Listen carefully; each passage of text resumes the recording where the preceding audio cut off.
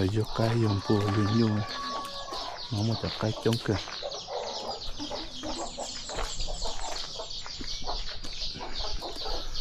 tôi sợ lúc rồi sợ nó chỉ motorcycle thế tôi tao xưa đưa đi chỉ mua cái lo tôi nè tôi motorcycle là tôi tao là tao giá lúc chuyện nó là mấy tôi khai lại té này cái xe biết nó này nhưng vật liệu tế gì là mấy tôi khai lại té nó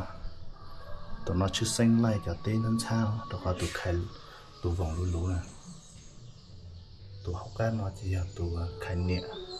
tôi sợ nó chỉ biết để tôi chỉ vòng hay là tôi chỉ vòng tôi nó tôi nhẹ vòng hay à tôi vòng lại té này à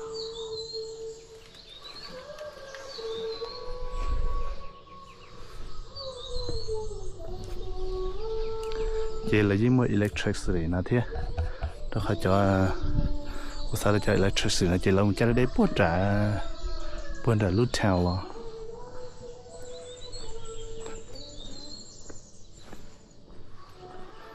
để cho cừ cho rau cho tàu nếu bún con tình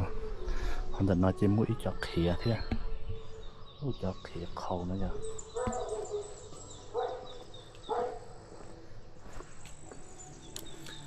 buôn đã hòn tây buôn nó chỉ của tourist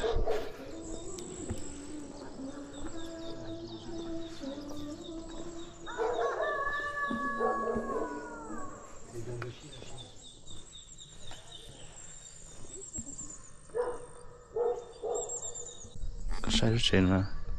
son gì tan thầu chỉ cho bao giờ nữa nè rồi trồng vàng bao giờ tao một hỗ trợ này mới trồng vàng sai lúc sao thì nó lấy dạng có tôi mua cho bao giờ cho là sọ gì đó chỉ tan nó khỏi lấy cho bao cứ thời gian trên để trên á thì chúng tao thay lên nói cho cái cho bột nhau đó xã hậu chỉ cái bột thì chỉ bỏ cho công lồng nó nữa